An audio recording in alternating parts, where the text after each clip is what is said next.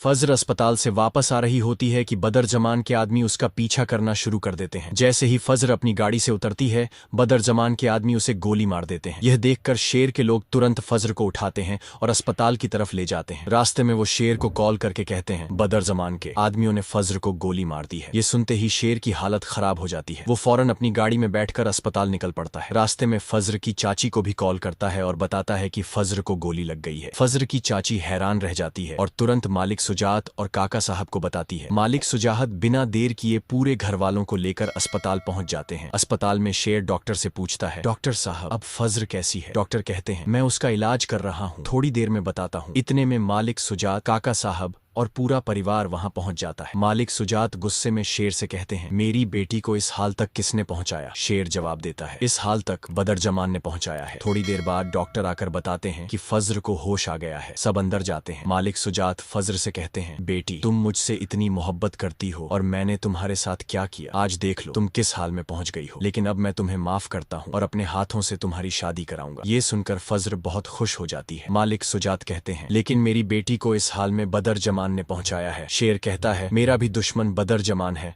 हम दोनों मिलकर उसे पकड़ते हैं। दोनों तुरंत पुलिस को कॉल करते हैं और बदर जमान के घर पहुंचते हैं, लेकिन वहां वो नहीं मिलता। शेर आइडिया देता है, उसके मोबाइल की लोकेशन ट्रेस करते हैं। जब लोकेशन ट्रेस होती है तो पता चलता है कि वो एयरपोर्ट पर है। शेर और मालिक सुजात एयरपोर्ट पहुंचते हैं। वहां मालूम पड़ता है कि बदर जमान के नाम से फ्लाइट 15 मिनट में निकलने वाली है। शेर पुलिस के साथ सर्च करता है और कुछ देर में बदर जमान सामने दिख जाता है। शेर उसे देखकर तेज कदमों से आगे बढ़ता है और एक जोर का थप्पड़ मार देता है। बदर जमान घबराकर कहता है, बेटा प्लीज मुझे माफ कर दो। लेकिन मालिक सुजात कहते हैं, इसे थाने ले जाओ। कोर्ट बदर जमान को 10 साल की सजा सुना देती है। फजर ठीक हो जाती है और घर लौट आती है। मालिक सुजात कहते हैं, अब वक्त आ गया है कि मैं तुम्हारा निकाह कराऊं। निकाह की तारीख तय होती है। मौलवी साहब पूछते हैं, क्या फजर तुम्हें निकाह कबूल है? फजर कहती है, हाँ मुझे निकाह कबूल है। ये सुनकर शेर की खुशी का ठिकाना नहीं रहता और दोनों की शादी हो जाती है। शादी के बाद शेर और फजर खुशहाल जिंदगी गुजारने लगते हैं। अचानक फजर की तबीयत खराब होती है और वो बेहोश हो जाती है। शेर तुरंत उसे अस्पताल ले जाता है। डॉक्टर चेक करके खुशखबरी देते हैं, फजर माँ बनने वाली है और शेर बाप। ये सुनते ही शेर बहुत खुश हो जाता है और तुरंत अपनी अम्मी और मालिक सुजात को कॉल करता है। सारे घर वाले अस्पताल पहुंचकर शेर को मुबारकबाद देते हैं। बाद में फजर एक बेटे को जन्म देती है। दोनों खानदानों की दुश्मनी खत्म हो जाती है। लेकिन ताज बेगम ये सब देखकर पागल हो जाती है, क्योंकि वो शेर और फजर की खुशी बर्दाश्त नहीं कर पाती। उसका दिमागी संतुलन बिगड़ जाता है और आखिर में उसे पागल खाने भेज दिया जाता है।